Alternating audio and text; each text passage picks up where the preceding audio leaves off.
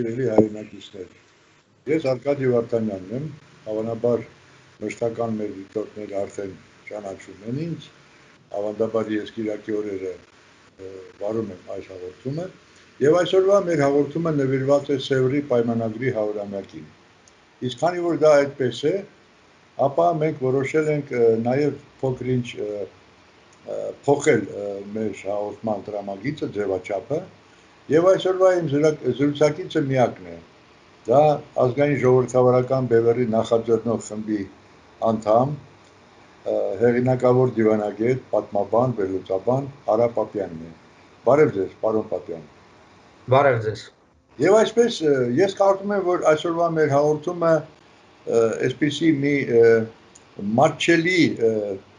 հասարակության համար մատչելի ձևաչափով եւ լեզվով կլինի ձեր դասախոսությունը, որովհետեւ ես կարծում եմ, համոզված եմ, որ դա այդպես է, որ ձեզանից ավելի լավ, ավելի մանրամասն դժվար թե որևէ մեկը գտնվի Հայաստանում, ով ծանոթ է նմանատիպ փաստաթղթերին, որոնք բացառոց նշանակություն ունեն մեր ազգի համար։ Եվ այսպես մենք ձեզ ուշադիր լսում ենք, պարոն Պապյան, նախ 100-ամյակի վերաբերյալ մի երկու խոսք, իսկ հետո արդեն Սևրի պայմանագրի բովանդակության եւ նշանակության մասին։ 1920 թվականի օգոստոսի 10-ին ստորագրվեց Սևրի պայմանագիրը։ Դա առաջին աշխարհամարտը ամփոփող 5 խաղաղության պայմանագրերից մեկն էր, բայց մեզ համար դա խիստ ավելի կարևոր նշանակություն ուներ, որտեղ ըստ էության ամփոփեց դրան նախորդող 4 տասնամյակը հայկական հարցի քննարկումները, տառապանքը, մեր ջանքերը, հույսերը։ Նա կարող եմ վստահաբար ասել, որ մեր իրավունքների երկու հիմքերից մեկն է, մեկը ես կարծում եմ բնականաբար Սևրի պայմանագիրն է, մյուսը Ուիլսոնի իրավարար վճիռը, որի 100-ամյակը եւս այս տարի պիտի նշենք նոյեմբերի 22-ին։ Առայժմ խոսենք Սևրի պայմանագրի մասին։ Նախ ասեմ, որ ցավոք սրտի մեր հանրապետությունում, մեր երկրում գրեթե արձագանք չունեցավ այս կարևորագույն տարեդարձը Հոբելյանը, պետությունը որևէ արձագանք չունի, ինձ հայտնի է միայն նախագահի մի հարցազրույցը սիրիական մի թերթի, տեսնենք միգուցե 1-2 օրվա ընթացքում էլի բան լինի, բայց ցավոք սրտի ըստ արժանավուն չի գնահատվել։ Ես վստահ եմ, եթե որևէ այլ երկիր եւ ազգ նման փաստաթուղթ ունենար, որը իր մեջ ամփոփում է մեր հնարավորությունները, անպայմանորեն դրա մասին շատ ավելի կազմակերպված ձևով եւ հատկապես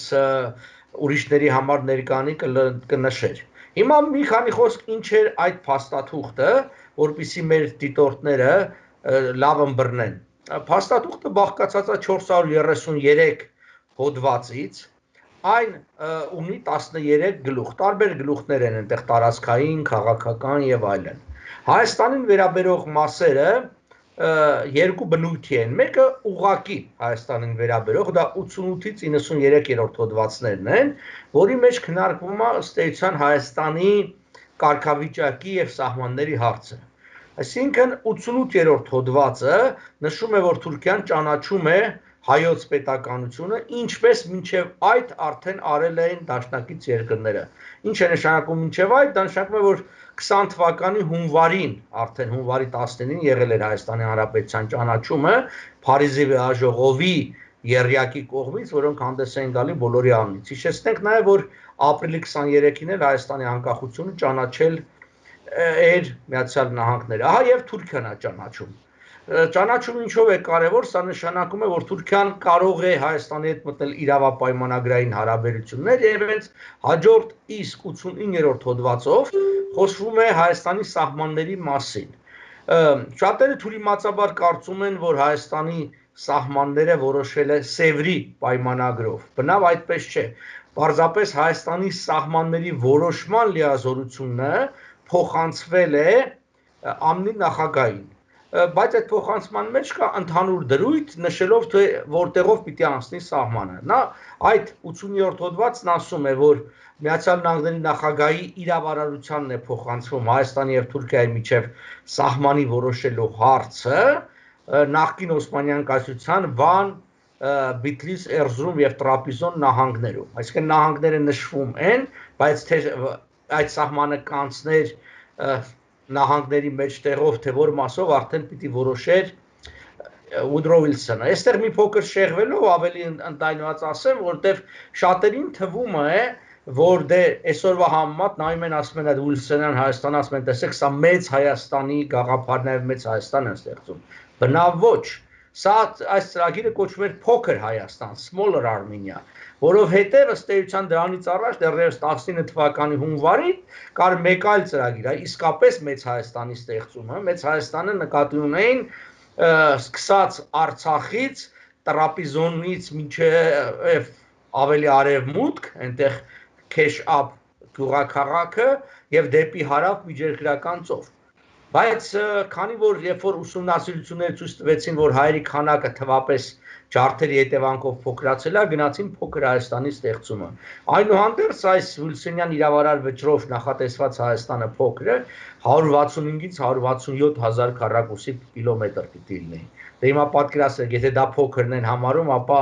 այսօրվա Հայաստանը ինչքան փոքր է։ Դա 80-րդ հոդվածը։ Այստեղ ես ուզում եմ, որ դուք ուշադրություն դարձնեք այդ մի շատ կարևոր բառի, որ կա պայմանագրի մեջ, որ ասում է, որ որոշումը կընդունվի անմիջապես։ Անգլերենում օգտագործվում է thereupon բառը,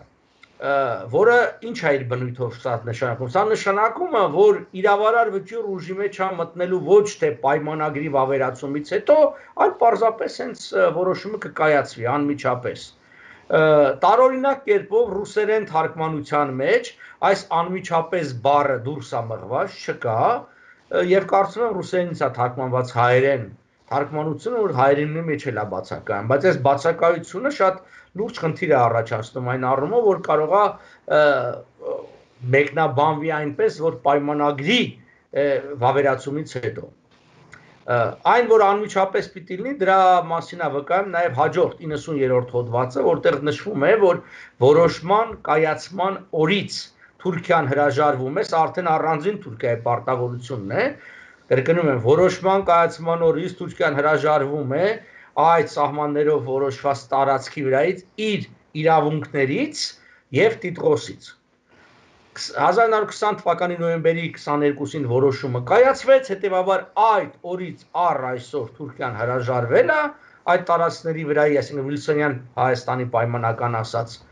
Հայաստանի վրա տիտղոսից եւ Հայաստանի Հանրապետությանն է դա պատկանում դե յուրե այդ տարածքը։ Անկախ նրանից, այն օկուպացված է այսօր Թուրքիայի կողմից, անկախ նրանից, որ մենք չենք կարողացել մեր իրավազորության տակ վերցնել, այսինքն գրավել, ազատագրել, միևնույն է, դրանից ոչինչ չի փոխվում։ Ես կարող եմ օրինակներ բերել, օրինակ Կիպրոսը։ Հյուսային Կիպրոսը եւս օկուպացված է Թուրքիայի կողմից, գիտեք Կիպրոս կղզու 37%, բայց դա չի նշանակում, որ այդ տարածքը չի պատկանում Կիպրոս պետության, պատկանում է, պարզապես գրավված է, նույնն էլ մերն է։ Վիլսոնյան Հայաստանը եւս Հայաստանի Հանրապետությանն է պատկանում, պարզապես գրավված է Շտամու կողմից։ Մենք դրան ավելի մանրամասն կանդրադառնանք հետագայում, վստահաբար դուք էլ հարցեր կունենաք, թե ինչպես եղավ, որ Հայաստանը 20 թվականի սեպտեմբեր-հոկտեմբերին պարտվեց, նոյեմբերին եղան քննարկումներ եւ գիտեք հայտնի պայմանագրերը եւ սովետականացումը տեղի ունեցավ։ Դա 90-րդ հոդվածն էր, 91-92-րդ հոդվածները արդեն անդրադառնում են Հայաստան-Վրաստան եւ Հայաստան-Ադրբեջան սահմաններին, այնտեղ շատ հետաքրքրական է, որ ասում է, որ սահմանները պիտի փոխադարձ համաձայնությամբ որոշվեն, փոխադարձ համաձայնությամբ չորոշվելու դեպքում, եթե կողմերը չեն գալիս համաձայնությամբ, ապա սահմանները պիտի որոշվեն հատուկ հանձնաժողովի կողմից։ Հիմա որ հատուկ հանձնաժողովի մասին քչերը գիտեն, որտեղ սրանց մասին ցավոք սրտի սովետական պատմագրությունը մշտապես լռում էր, դա Ազգերի լիգայի կողմից Հայաստանի սահմանները որոշող հատուկ հանձնաժողովի մասին է խոսքը, որտեղ նման հանձնաժողով ա եղել, որին անդամակցել են Մեծ Բրիտանիայի, Ֆրանսիայի, Իտալիայի եւ Ճապոնիայի ներկայացուցիչները։ Ինչու հենց սրանք, որտեղ այս 4 երկրները հանդիսանում էին Ազգերի լիգայի խորհրդի մշտական անդամները։ Եթե մենք զուգահեռ անցկացնենք, այսինքն այսօրվա ՄԱԿ-ի անվտանգության խորհրդի անդամ երկրների համարժեք կարգավիճակ ունեին, այսինքն իրենց որոշումը ըստ էության անբեկանելի է եւ ճանաչվել է ազգերի լիգայի կողմից։ Հիմա մի փոքր ես նախապատմությունը նաև անդրադառնամ ինչպես եղավ եւ ինչու, որովհետեւ մեր շատ հայրենակիցներ ուզենալով թերևս ինչ որ լավ գործ անել, ըստ էության վնասում են այս ընդհանուր գործին, մասնավորապես խոսելով, որ կա Արևմտյան Հայաստան եւ Արևմտյան Հայաստանի կառավարություն եւ իբր դա նպաստում է։ Ոչ, սա խիստ վնասում է այս գործին, որովհետեւ 20 թվականի փետրվարի Լոնդոնի առաջի համագումարը, որը նիստերից մեկն էր Փարիզի վեհաժողովի, հստակորեն որոշել է,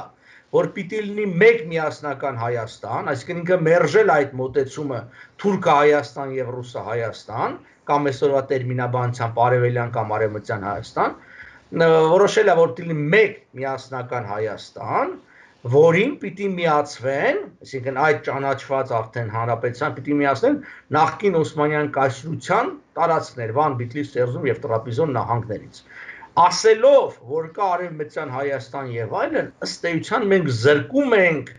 այն իրավական հիմքից, որը ունի Հայաստանի Հանրապետությունը, այսինքն այս խաղը, որը շատերի համար խաղ է, վաղը թուրքերը դնելու են մեր դեմ եւ ասելու են, որ Հայաստանի Հանրապետությունը իրավազոր չէ, որովհետեւ աշխարհում ստեղծված 3 թե 4 Արևմտյան Հայաստանի կառավարություններ կան, որոնք ինչ որ հավակնություններ ունեն։ Իհարկե, այդ կառավարությունները պարզապես դրանք ոչ կառավարական մարմիններ են, օտար բառով ասած NGO-ներ, եւ մարդիկ ինչ որ բան են, ժամանցով են զբաղվում, բայց պետք չի զբաղվել մի բանով, որը կարող է վնաս բերել։ Ուրիշ բան, որ Հայաստանի Հանրապետության ներկայիս իշխանությունը, ինչպես նաև նախկին իշխանությունները, այս հարցին չեն անդրադարձել եւ խորապես չեն ուսումնասիրել եւ չեն էլ օգնել, ընդհակառակը, այսինքն մի բառ էլ խանգարել են։ Հատկապես այս վերջի տարիներին այդ խանգարումը շատ ավելի ուժեղ է, որովհետեւ մենք կարողանանք ինչ որ փաթեթ պատրաստել եւ փուլ առ փուլ փորձենք գնալ մեր իրավունքներին տեր կանգնելու։ Ես կուզեի մի երկու խոսք ասեի, թե ինչու այդ հարցը պետք լուծել, որովհետեւ գիտեք շատերը ասում են, օրինակ մասնավորապես հիշենք առաջին նախագահի տեսակետներ, որ պետք է հրաժարվել այս նման տեսակ պահանջներից, ինչպես ինքն այս վերջերս էլ անդրադարձավ հայդատական եւ այլն, եւ լեզու գտնել մեր հարևանների հետ, թուրքերի հետ, ադրբեջանցիների եւ ապրել երջանիկ եւ խաղաղությամբ։ Իհարկե բոլորս էլ ուզում ենք մեր հարևանների հետ լինել խաղաղ եւ երջանիկ եւ պատերազմ չլինի, բայց հարցը առաջանում, արդյոք ուզում են մեր հարևանները, երբ որ մենք նայում ենք այն քաղաքականությանը, այն հռետորաբանությունը, որ մեր հարևանները ունեն եւ գործողություններին նաեւ ես շատ լուրջ կասկածներ ունեմ կամ ավելի ճիշտ վստահ եմ, որ չեն ուզում։ Հետևաբար Սևերի պայմանագիրը եւ նույն փաթեթում ըստ էության գտնվող Ռուսաստան իրավարար վճիռը այն հիմքերն են, որոնց միջոցով մենք կարող ենք լուծել մեր անվտանգության հարցը, տնտեսական զարգացման հարցը, մեր ժառանգության հարցը, լինի հոգեվոր կամ նյութական, որը Թուրքիայի տարածքում ըստ էության, սա այսինքն նա 100 տարի առաջ է ստորագրվել այս փաստաթուղթը, բայց ինքը իր մեջ ունի արդիականություն եւ շատ կարեւոր խնդիրներ կարող է լուծել։ Ես ասացի, որ ուղղակի անուղղակի է վերաբերում, անուղղակի Հայաստանին վերաբերող հոդվածները դա 140-ից 151-րդ հոդվածներն են, որտեղ խոսվում է ստիպողաբար իսլամ ընդունած հայերի իրավունքների մասին վերադառնալու սեփական նախկին հավատքին, այսինքն քրիստոնեության, ինչպես նաև դրա մեջ անդրադարձ կա լքյալ գույքի վերադարձի մասին, լքյալ գույքը դա այսպես ասած դա օրենք կար Օսմանյան կայսրությունում, որ համարեցին իբր թե հայերը լքել են իրենց գույքը գնացել են եւ այդ ամբողջը պետությունը ըստ էության պետականացրեց, բայց Սևերի պայմանագրով դա նախատեսվում էր վերադարձնել։ Հիմա ես վստահ եմ մեր դիտողները հարցեր ունեն։ Հարցերից մեկը, որ մշտապես ես լսում եմ, այն է, որ արդյոք ունի իրավական ուժ Սևերի պայմանագիրը, որտեղ լայնորեն հայտնի է, որ Սևերի պայմանագիրը չի վավերացվել։ Եվ դրա վրա սովետական պատմագրությունը եւ քարոշությունը միշտ դրա վրա է շեշտը դնում, բայց չգիտես ինչու օրինակի համար երբ որ նույն պատմագրությունը խոսում էր Ալեքսանդրապոլի պայմանագրի մասին, այնտեղ չէին հիշատակում, որ նույն Ալեքսանդրապոլի պայմանագիրը վավերացված չի։ Նա ներկայացնում է ինչ-որ կատարված իրողություն, իսկ Սևրը հակառակ։ Այնինչ իրականությունը հետեւյալն է։ Սևրի պայմանագիրը դե յուրե եւ դե ֆակտո առ այսօր գտնվում է ուժի մեջ, վավերացրած չլնելով, շատ պարզ պատճառով։ Միջազգային իրավունքը շատ հստակ է եւ դա ամրագրված է Վիեննայի 1969 թվականի կոնվենցիայի երկրորդ հոդվածի F կետում, որ պայմանագիրը, որը ստորագրվել է պայմանավորվող կողմերի միջև, contracting parties, ապա այն ուժի մեջ է, անկախ այն հանգամանքից այդ պայմանագիրը վավերացվել է, թե ոչ, որտեղ քանի որ դրանք պայմանավորվող կողմեր են, պայմանադրությունը միանգամից է կատարվում, որտեղ եթե նայեք շատ պայմանագրեր, այնտեղ դրանք չեն կոչվում high contracting parties կամ contracting parties։ Սա այդպես է։ Եվ իմ խոսքերը ապացուցող բազմաթիվ իրողություններ կա։ Մասնավորապես այսօրվա միջին արևելքի քարտեզը, երբ որ մենք նայում ենք այդ պետությունները, որոնք ստեղծվել են, ի վերջո, կամ այլ ճիշտ ասած, ի սկզբանե հենց ստեղծվել են Սևրի պայմանագրի հիման վրա։ Սևրի պայմանագրով էր, որ Օսմանյան կայսրությունը հրաժարվում էր շատ երկրների կամ տարածքների նկատմամբ տիտղոսից եւ իրավունքից։ Եվ հրաժարվելուց հետո է, որ Ազգերի լիգան կարողացավ մանդատային համակարգը տարածել այդ տարածքների վրա։ Ինչու, որտեվ Ազգերի լիգայի 22-րդ հոդվածը հստակ ասում է, որ մանդատ կարող է տրամադրվել նախկին, շեշտում եմ, նախկին Օսմանյան կայսրության տարածքներ, այսինքն տարածքները պիտի լինեն նախկին, այսինքն դրա վրա Օսմանյան կայսրությունը չպիտի ունենա տիտղոս, հրաժարված պիտի լինի։ Իսկ հրաժարվել է Օսմանյան կայսրությունը Սևրի պայմանագրով։ Այսինքն, եթե մենք մի պահ մտածենք, որ Սևրի պայմանագիրը ուժի մեջ չգտնվող փաստաթուղթ է, ապա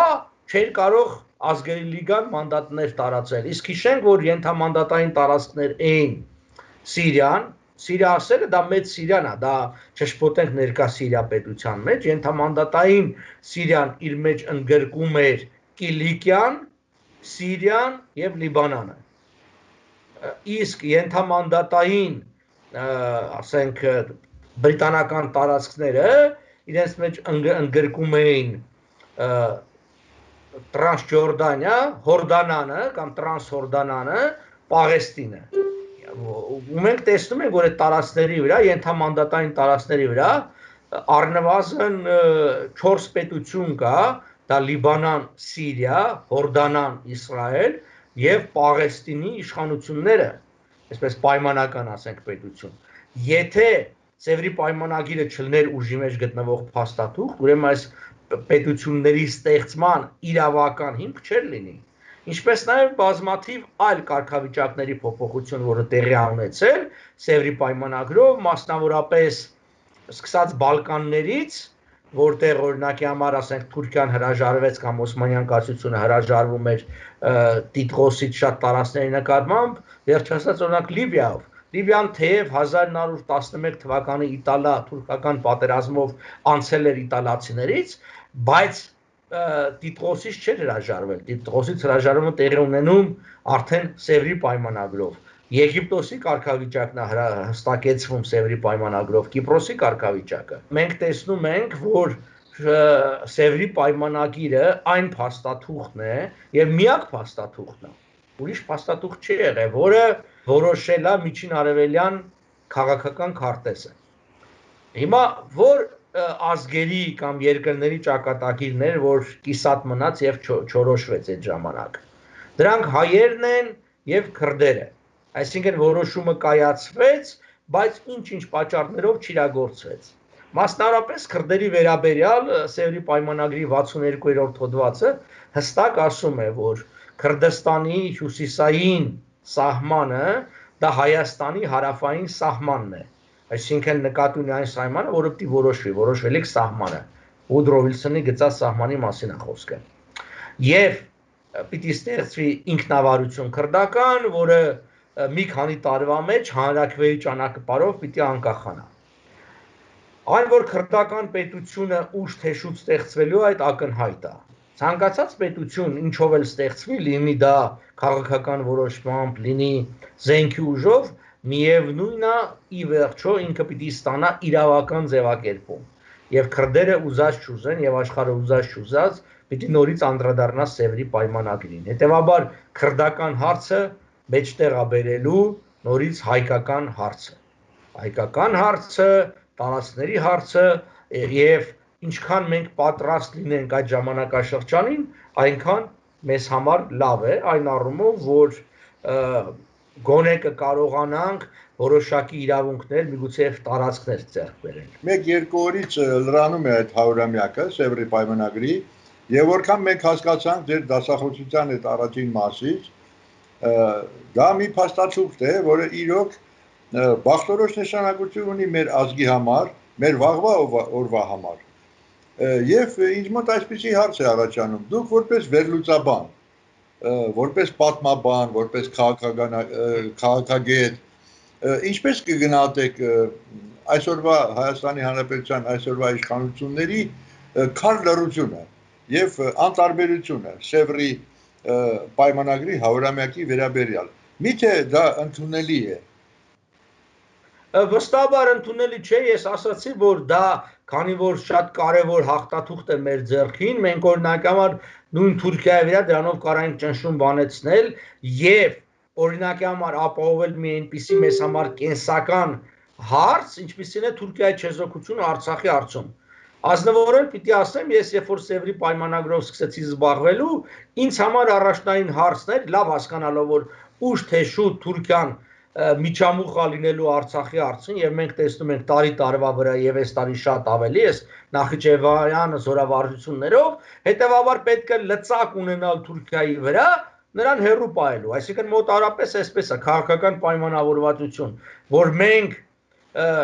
չենք այսպես ասած խորամուխ լինում առայժմ այս հարցերով, բայց դուք էլ այն հարցերի մեջ չպետք է մտնեք։ Եվ սա շատ կարևոր հարց է, այսինքն երկրի անվտանգության հարցը, ել չեմ ասում, որ մենք կարող ենք Նախիջևանի հարցը լուծել, եթե Թուրքիայի չեզոքությունը կարողանանք ապահովել։ Թուրքիան այն երկիրը չէ, որի հետ կարելի է խոսել եւ պայմանավորվել այսպես քաղցր բառերով։ Իմ կարծիքով մեր իշխանությունների սխալը նրանից է, որ իշխանությունները բոլոր 4 կարծում էին, որ Թուրքիայի վերաբերմունքը Հայաստանի նկատմամբ պայմանավորված է Հայաստանի քաղաքականությամբ Թուրքիայի նկատմամբ, այդպես չէ։ Մենք տեսել ենք տարբեր քաղաքականություններ Հայաստանի Թուրքիայի նկատմամբ,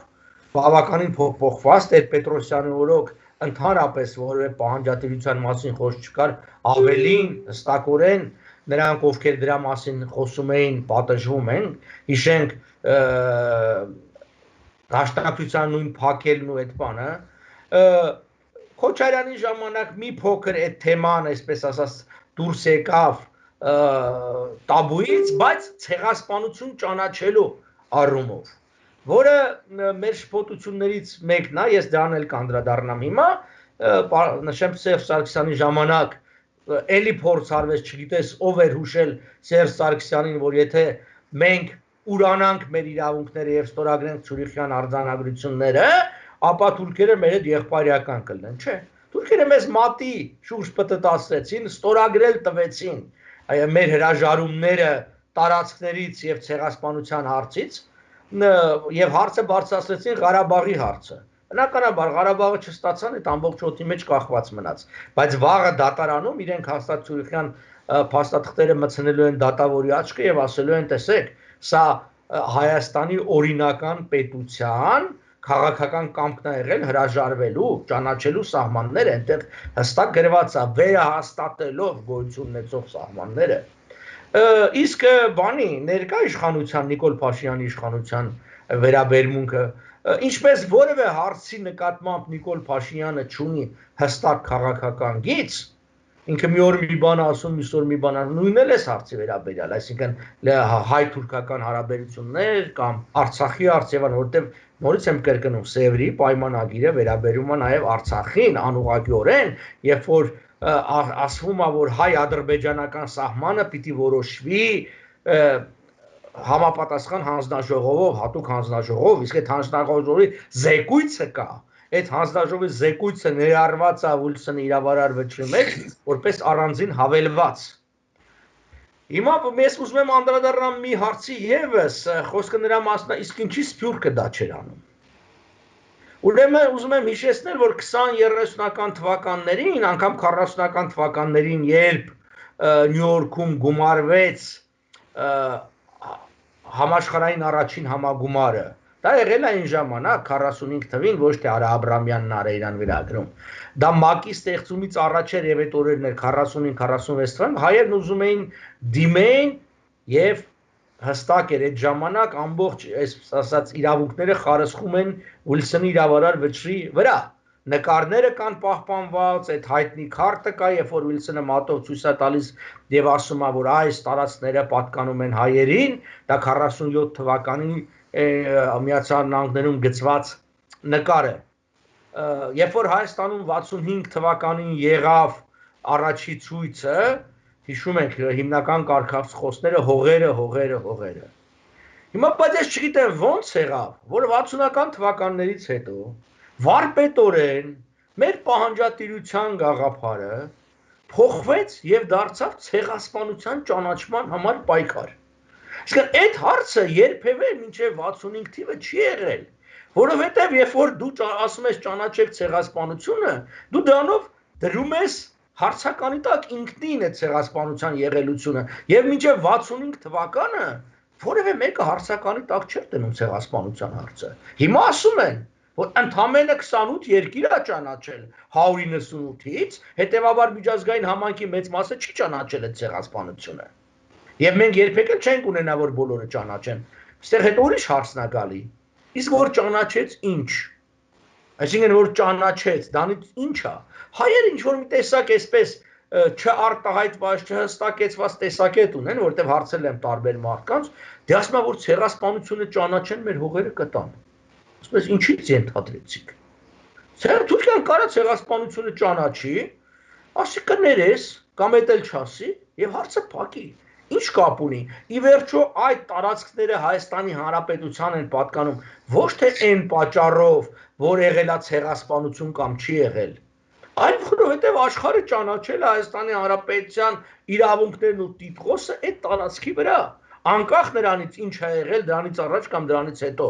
Այսինքն երբ որ դուք գնում եք եւ ձեզ տալիս են սեփականության վկայական, այդ վկայականն է ձեր հիմքը, ձեր այդ տան նկատմամբ իրավունքների եւ ոչ թե դրանից առաջ տեղի ունեցած ինչ որ մի օրինակ սոսկալի իրադարձություն կամ դրանից հետո տեղի ունեցած։ Ունես փաստաթուղթ պատկանելության իրավունք, կոննա, չունես։ Ես կարծում եմ, որտեղ կան անուղղակի,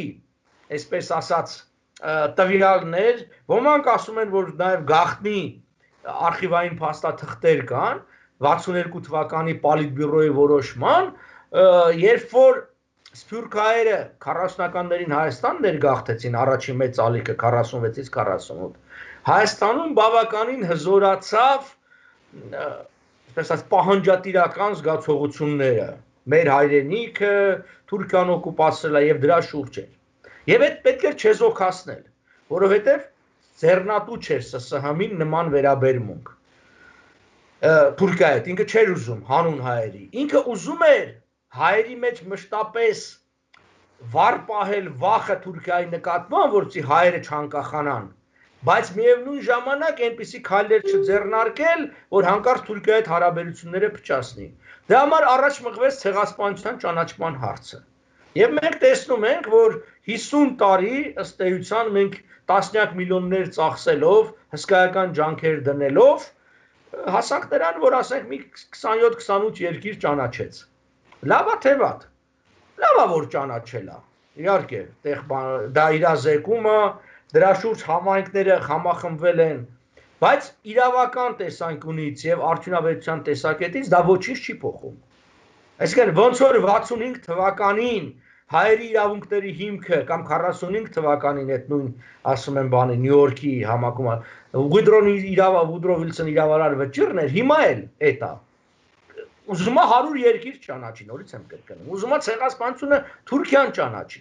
Այստեղ շփոթությունը նաև այն է, Իսրայելի հետ անդադ զուգահեռներ են տանում, չգիտե, էլի դա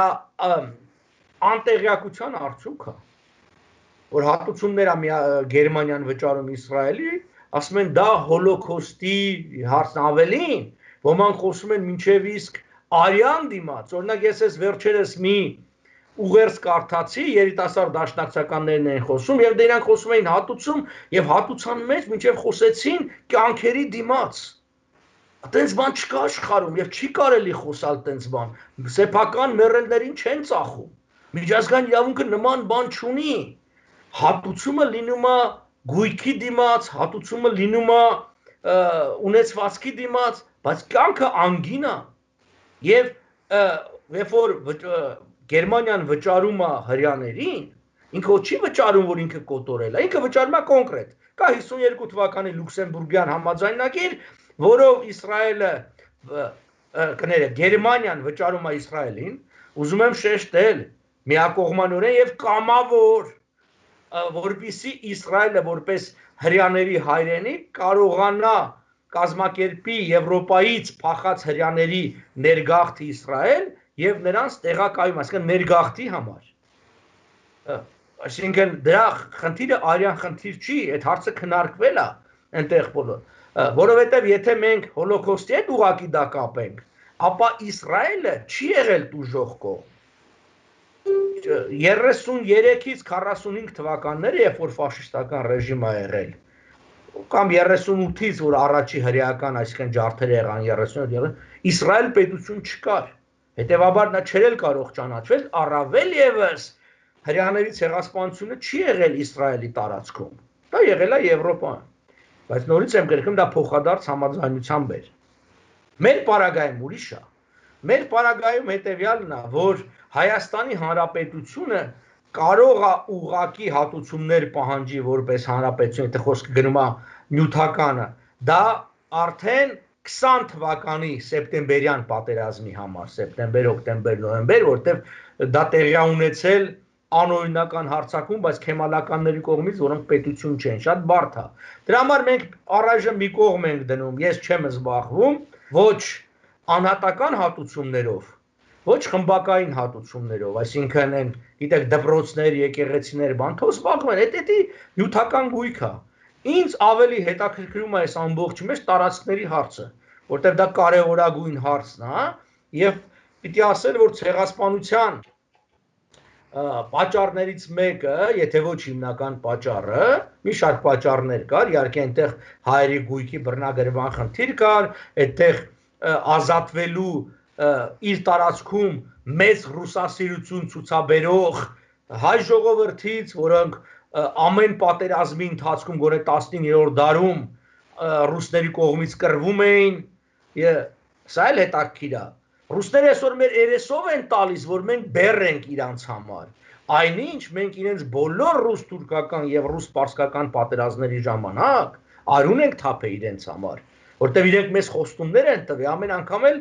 տերմինաբանությամբ ասած փողոցի գցել են մեզ։ Եվ իրանք սա պետք է հիշեն, ույուս բաները չեմ ասում դեռ, այսինքն երբ որ մենք նույն պետության մեջ էին կամ քեմալականներին ոնց էին օգնում։ Բայց հիմա վերադառնանք ցեղասպան հիմնական պատճառը այդ հողերի խնդիրն էր, տարածքի խնդիրն էր, որտեղ երբ որ Բալկաններում թուրքերը սկսեցին կորցնել իրենց տարածքները, իրենք հասկացան, որ ուշ թե շուտ նաև կորցնելու են Հայաստանը, հայկական լեռնաշխարհի կարևոր մասը, եւ դա իրենց կտրելու է իրենց ազգակից մյուս երկրների։ Իսկ այդ ժամանակ արդեն Թուրքիայի հիմնական գաղափարախոսությունը պանթուրքիզմն էր եւ պանթուրանիզմը, այն է բոլոր թուրքական երկրների ինչ որ ձևով միացումը, եթե ոչ մեկ պետության մեջ, ապա մեկ, այսպես ասած, խմբի մեջ ընդհանուր հետաքրքրություններ ունեցող։ Պարոն, կներեք, ընդհանրեմ ձեզ մեկ վարդյակ։ Եթե ես ճիշտ հասկացա, ճիշտ է, քաղաքագիտության մեջ եթե բառը սովորաբար չի օգտագործվում, բայց եւ այնպես, որպես փիլիսոփայական, այսպես զրույց շարունակենք, Ուրեմն եթե Հայաստանը ունենա ազգային շահերով առաջնորդվող իշխանություն, ապա առնվազն այդ Սևրի պայմանագիրը առայժմ դեռ մոտ ապագայում կօգտագործի որպես մահակ Թուրքիայի դեմ, եւ մենք չէինք ունենա այսօր Նախճեվանում զորավարժություններ, թուրք ուրեմն բարձրաստիճան պաշտոնյաների կողմից այսպես աղմկահարույց ագրեսիվ հայտարարություններ եւ այլն, դա մեկ, եւ երկրորդը ես կարծում եմ համենայն դեպս ձեր այս դասախոսությունից եմ այդ եզրակացության գալիս, որ մենք կարող ենք, չէ, կոնկրետ հավակնել մեր հայոց լեռնաշխարհի հողերին նորից տիրանալու։ Մենք այդ իրավունքը ունենք, ոչ միայն իրավական, բարոյական, այլ պրակտիկ, օրինակ եթե վաղը իշխանությունը փոխվեց, իշխանության կան ազգային գաղափարներով առաջնորդվող մարդիկ, քաղաքական գործիչներ եւ այլն։ Եթե մենք պրակտիկ առումով ենք հարցին մոտենում, իսկ շատերը դա անցալում են հետեւյալ ձևով, այդ տարածքները, ասում եմ, հողերը վերցնել, այսինքն եթե մենք պետք է գնանք գրավենք այսօրվա վիճակով, դա բարդ խնդիր է։ Բայց հարցը հետեւյալն է, որ խնդիրը ունի միջանկյալ բազմաթիվ լուծումներ։ Հիմա ես դրանց հերթով կանդրադառնամ։ Մարդիկ ուղղակի չեն պատկերացնում։ Օրինակ, ինչա Իրանից ներկայացնում Թուրքիան մեզ համար, չէ՞։ Ներկայացնում է վտանգ, այսինքն անվտանգության լրջագույն գործոն։ Հետևաբար մեզ համար կենսական նշանակություն ունի Թուրքիայի հարձակողական տիպի զենքերը Հայաստանի սահմանից հեռու տանել։ Ասենք եթե մենք այդ հողերը գոնե չենք վերցնում, այդտեղ չպետք հարձակողական զենքեր 300-400 կիլոմետր հեռու են գնում եւ մենք արդեն այլ վիճակի մեջ ենք, այդ նաեւ Նախճեվանի հարցով։ Հիմա եթե մենք վերահաստատում ենք ՄԱԿ-ի դատարանով իրավարար վճռի կարգավիճակը, ստացվում է որ դե յուրե այդ տարածքների իրավատերը Հայաստանի Հանրապետությունն է, ու հետևաբար Հայաստանի Հանրապետությունը կարող է հարց բարձրացնի 1990 թվականի Փարիզի սովորական սպառազինությունների մասին կոնվենցիայի կամ պայմանագրի դրույթների տարածման հարցը բարձրացնի արևելյան Թուրքիայի վրա, այն է արևմտյան Հայաստանում, որտեղ հարցը արդեն բարձրացնելու եւ քննարկելու խնդիր կա։ Ուղղակի շատերը դրա մասին չգիտեն։ Իսկ դա այն պայմանագիրն է, որը կնքվելով 90 թվականին 92-ին էլ Տաշկենտում վերահաստատվեց կամ ադապտացվեց Հարավային Կովկասի համար, որ դրա դրույթները մենք կիրառելու պարագային ՆԱՏՕ-ին, որտեղ դա ՆԱՏՕ-ի արդեն որոշելիքն է, ոչ միայն Թուրքիայի որոշելիքն է, որտեղ դա երկու խմբակային ՆԱՏՕ-ի եւ արևելյան բլոկի համաձայնություններ։ 5 տիպի հարձակողական զենքերի հետ տանելու հարցն է։ Ուղղաթիռներ, ինքնաթիռներ, հրետանի, տանկեր եւ զրահամեքենա։ Հիմա տարբերություն կա, չէ՞, մեզ համար Երևանից այդ 5 զինատեսակները գտնվում են 40 կիլոմետրի վրա, թե 400 կիլոմետրի վրա։ Տարբերություն կա։ Ուրեմն մենք լուծեցինք անվտանգության հարցը։ Լուծեցինք անվտանգության հարցը։ Մենք պակաս կախվածության մեջ ենք արդեն ռուսական անվտանգության, ասած առաջարկներից, որոնք հաճախ այդ առաջարկները կամ այդ անվտանգության դրսևորումները գալիս են 1000 տեսակի, այսպես ասած, մեջ ունենալով բացասական դրսևորումներ մեզ։ Այս հենց վերջի նայեք, այս վերջի զորավարժությունները ինչ ինտենսիվությամբ է Ռուսաստանը ցույց տալիս թուրքական վտանգը, կեղծ լուրերով, որ օդանավեր են գալիս, են այդ անընդհատ ինչու, որտեղ ինքը հայերին ուզում է մշտապես դրած լինի թուրքական յաթաղանի եւ ռուսական սապոգի ընտրության միջև։ Եվ եթե դու յաթաղանի վտանգը շեշտում ես անընդհատ, սապոգը դառնում է խիստ ցանկալի։ Բայց եթե դու լուծում ես անվտանգության հարցը, այսինքն արևելյան սահմանակից հատվածը կամ Հայաստանի Հանրապետության եւ Թուրքիայի Հանրապետության միջև դու ունենում ես զինաթափված եվրոպացիների կողմից վերահսկվող մի տարածք, այդ դեպքում արդեն է թուրքական վտանգը տասնապատիկ պակաս է, եթե ոչ շատ։ Այդ խնդիրն է լուծվում։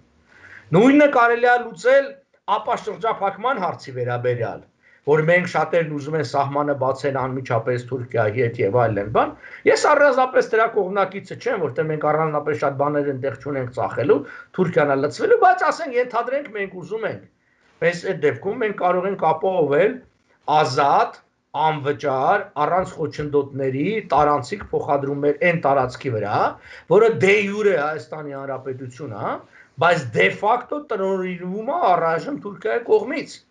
Մենք դա կարող ենք անել։ Այսինքն մեջը տարբեր հնարավորություններ կա։ Իսկ հարցի արդիականացման, զարգացման պարագային եւ քաղաքական համապատասխան իրավիճակ ստեղծվելու պարագային, իսկ որևէ մի կայսրություն հավերժական չի կամ ոչինչ հավերժական չի, կամ այսպես ասենք, եթե ՍՍՀՄ տրոհվեց, ինչի Թուրքիան չպիտի տրոհվի, եթե մենք պատրաստ լինենք, մենք կարող ենք նաեւ ուղղակի մեր գերիշխանությունը հաստատել այդ տարածքների վրա, որովհետև դե յուրե դա մեր տարածքն է։ Ինչպես շատ կարևոր այսօր ապացուցել աշխարհին, որ Արցախը դե յուրե Հայաստանի Հանրապետության տարածք է եւ ոչ թե Ադրբեջանի, եւ մենք դե օկուպացիայի ենք ենթարկում, այսինքն ազատագրում ենք Հայաստանի Հանրապետության տարածքները, նույնն էլ այդ պարագային կարելի անել։ Բայց կրկնում եմ, դրա համար ավելի այլ քաղաքական, ռազմական իրավիճակ է պետք,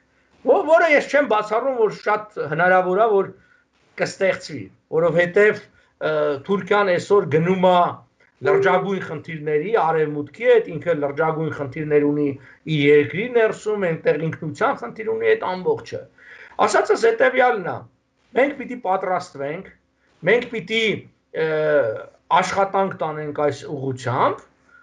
եւ համապատասխան իրավիճակում կստանանք արդյունքը։ Տեսեք, գյուղացին, որը հող է մշակում, ինքը գիտի, չէ, որ կա համապատասխան ժամանակ, գարուն, որ ինքը պիտի հողը վարի, ցանի, ջրի, ամիսներ խնամի, այդ ամբողջը մոլախոտից, ասենք դաշտը մաքրի եւ այլն, եւ համապատասխան լավ բնակլիմայական պայմանների հետո ինքը կարող է, ասենք, բերք ստանա։ Կարող է ստանա, կարող է չստանա, բայց եթե ինքը չարեց այդ ամբողջը, հաստատ չի ստանա։ Հիմա գիտեք, մարդիկ կան, որոնք խոսում են, ասում են, ինչի ամերիկացիք այդ հողը չեն տալի, կամ ինչ, եղբայր, դու ինչ ես արել, վարել, ցանել ես, խնամել ես,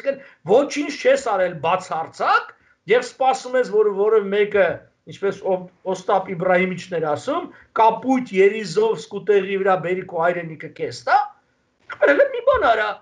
100 տարի է լրացել ցեղասպանությունից հետո մենք անգամ փաթեթ չունենք, բոլոր ազգերը ունեն, քրդերը անգամ քրդերն են պետություն չունեցող, արաբները, հրեաները բազմահատորյակ ունեն իրավական փաստաթղթերի, որոնք ապացուցում են իրենց իրավունքները, ամեն մեկը իր, ասենք, տիտղոսն ու սահմանները, մենք ինչ ունենք արած,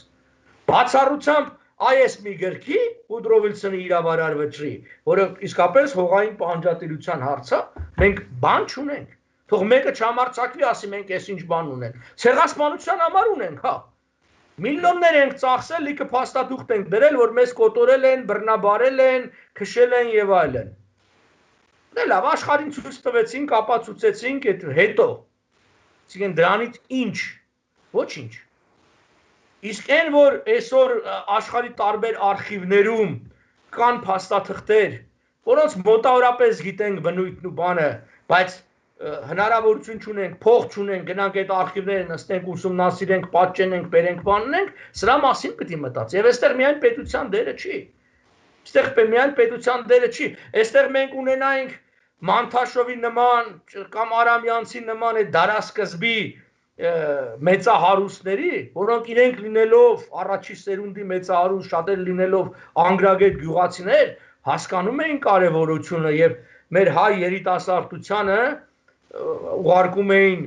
լավագույն եվրոպական համալսարաններն ու կամ հետազոտական կենտրոնները, հիմա այս հետազոտական կենտրոնները, այդ արխիվները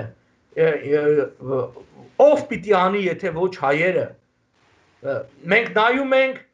արաբները, հրեաները 10-12 հատորով, ամեն հատորը 1000 էջանոց, այսինքն 12000 էջ փաստաթուղթ են ամեն մեկը ներկայացնում իրենց իրավունքների։ Հիմա շատերը կարող են ասել, որտեղ այդ թեման էլ միշտ կա, որ թղթով չի հայրենիք ազատագրվում, թղթով չի։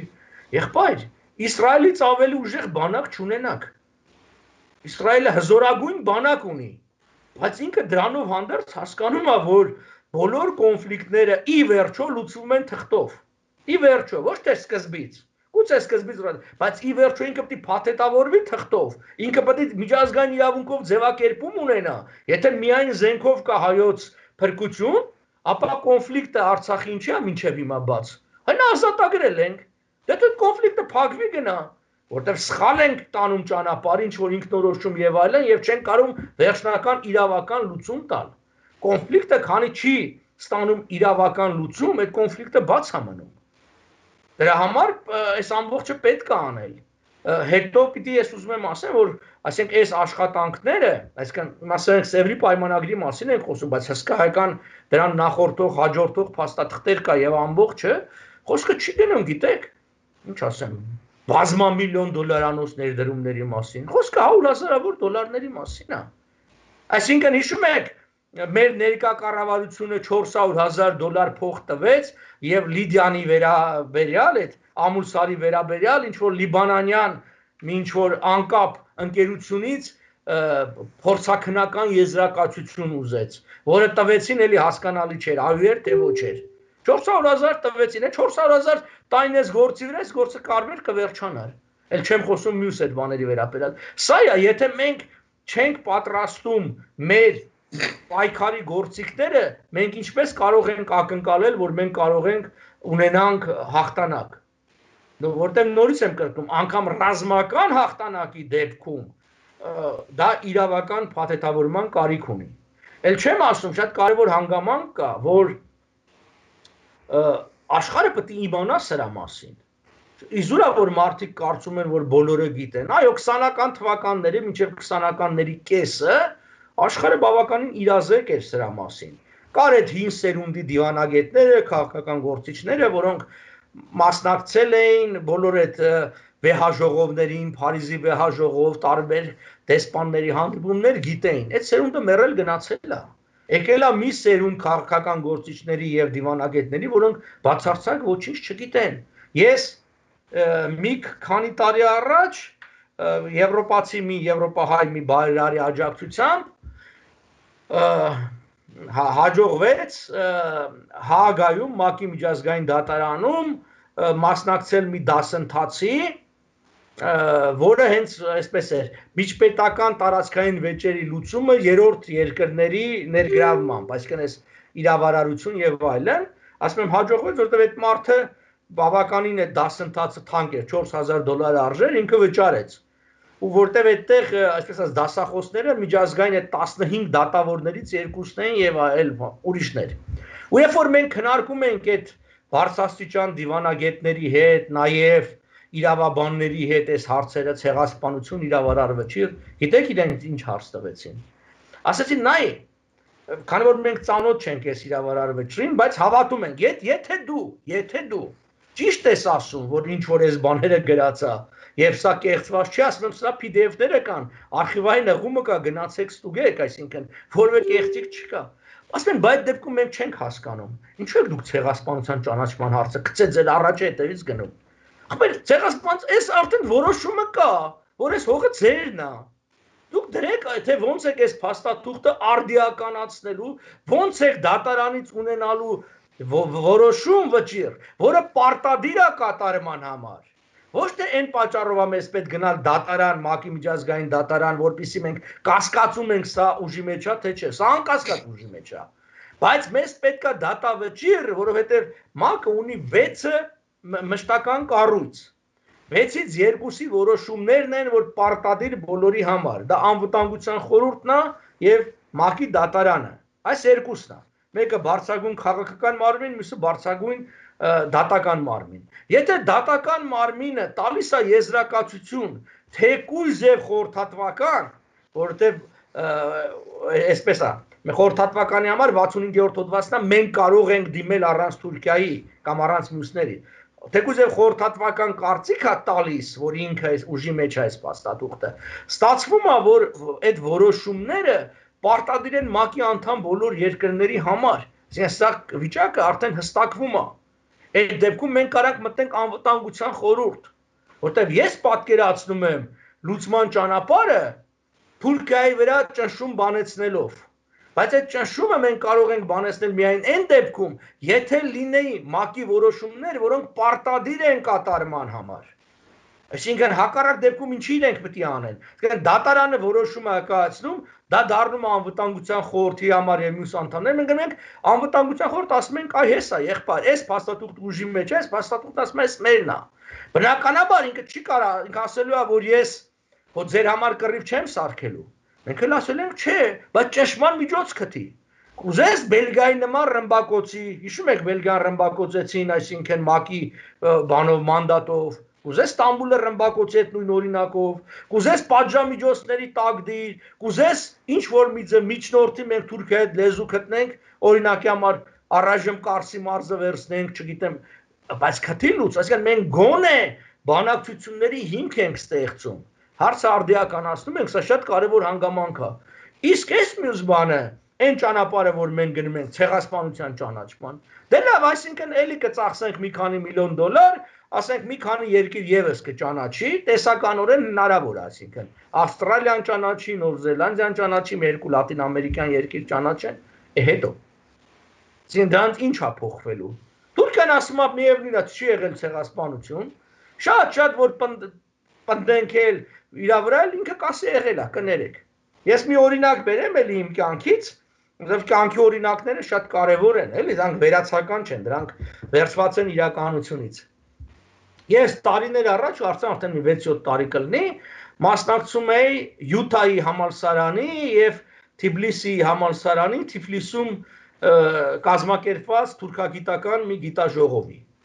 Ահագին Թուրքիայից մարդ կար այդտեղ։ Ես իհարկե գնացի, էլի Վիլսոնն էի խոսում, հողեր, սևր, չգիտեմ ինչ, բնական է, էսա իմ խոսելիքը, ես ցեղասպանության հարց չէի շոշափում, թեև իրանք անդադ ուզում էին տանեին այդտեղ, բանը։ Ու երկու խմբի էին բաժանված թուրք գիտնականների։ Նրանցից մի մասը, մոտավորապես 13-14 հոգի ճանաչում էին հայոց ցեղասպանությունը։ Եվ գիտեք, հայերի մոտ էլ միշտ այսպես բան են ելնում, ելույթներ են ունենում, բան են անում, նվիրատվություններ են ստանում, ֆինանսական աջակցություն են ստանում այդ թուրք գիտնականները, որտեղ իրենք ասում են ջենոսայդ բառը եւ այլն։ Բայց երբ որ ես ելույթ ունեցա եւ խոսում էի խողային պահանջատիրության մասին, ասում եմ դուք օկուպացրել եք իմ հայրենիքը, նրանք ասեցին չէ, մենք պատրաստ ենք ընդունելու ցեղասպանությունը, բայց ձեզ ոչ մի թիսող չենք տա։ Այսա կարևոր հանգամանք, հասկանում եք։ Անկամ այդ թուրք գիտնականները, որ ճանաչում են, իրենք պատրաստ չեն որևէ բան։ Ուրեմն մենք պետք է գնանք այն ճանապարհով, որ հարկադրանք լինի Թուրքիայի վրա, իսկ հարկադրել դա մենք չենք կարող։ Հայերս ինքնուրույնաբար չենք կարող։ Դա պետք է անի միջազգային հանրությունը։ Եվ կեղծա, ես կասեի խորամանկ են այն բոլոր խորհուրդները, որ ասում են հայերն ու թուրքերը թող դեմ դիմաց նստեն, բանակցեն, հանեն այս մեջտեղի խոչընդոտները, հաշտության եւ այլն։ Ակնհայտ է, չէ՞, երբ որ դու թույլ կողմ ես, դիմացդ ուժեղ կողմն է, դու ուղակի բանակցությունների պարագային պարտվելու ես։ Հայկական հարցը իր ստեղծման օրից 1878-ից երբեք չի եղել հայերի հարց։ Հայկական հարցը եղել է միջազգային հարց։ Եվ այդ միջազգային երկրներն են, եւ այս իրավարար վճիռը եւ Սևրի պայմանագիրը այդ ամբողջը արել են մեծ ուժերը։ Հայերը այստեղ կողքից ուղղակի եղել են շահառու։ Ուրիշ բան, երբ որ բոլշևիկները կործանեցին մեր պետականությունը, այս էլ շատ կարևոր հանգամանք է, որ ասում են դավաճանեցին, չգիտեմ, բրիտանացիք, ֆրանսիացի, եղբայրով դավաճանեց։ Բոլշևիկներն եկան գրավեցին Հայաստանը, Հայաստան պետություն չկար, շահառուն չկար, հարցը մեռավ ինքստինքյան։ Հələ մի հատ կարդացեք սղագրությունները նույն Լոզանի կոնֆերանսի ժամանակ, տեսեք Լորդ Քերզոնը ոնց է հայերին պաշտպանում հայերի իրավունքները։ Այնտեղ էլ թուրքերն ասում են յոնին ասում են դու մեզ պաշտպանում։ Բոլշևիկներին արդեն խոսքը գնում է 23 թվի մասին։ Այսինքն դուք ուզում եք բոլշևիկներին հողեր տանք, որ բոլշևիկները գան միջին արևել, բնականաբար չէ։ Այնտեղ հիմնական խնդիրը բոլշևիկների զսպման քաղաքականությունն էր գալիս։ Դրա համար այդ քաղաքական իրավիճակի հարցը կա։ Կա մի կեղծ դրույթ, այն է, որ Լոզանի պայմանագիրը չեղարկել է Սևրի պայմանագիրը։ Լոզանի պայմանագրում հիշատակում չկա Սևրի պայմանագրի մասին եւ անդրադարձ չկա Սևրի պայմանագրին։ մասին։ Լոզանի պայմանագիրը դա առանձին փաստաթուղթ է, կնքված 7 երկրի եւ քեմալականների շարժման միջև։ Սևրի պայմանագիրը դա առաջին համաշխարհային պատերազմը ավարտող խաղաղության պայմանագիրը, կնքված 18 երկրի եւ Օսմանյան կայսրության միջև։ Լոզանի պայմանագիրը վերջացնում է հույն թուրքական պատերազմը։ Եվ այն 7 երկրները, որոնք ստորագրել են Լոզանի պայմանագիրը, այո, իրենք իրենց համար Սևրի պայմանագրի որոշ դրույթներ նորափոխումների են ենթարկել, մոդիֆիկացիա են ենթարկել իրենց համար։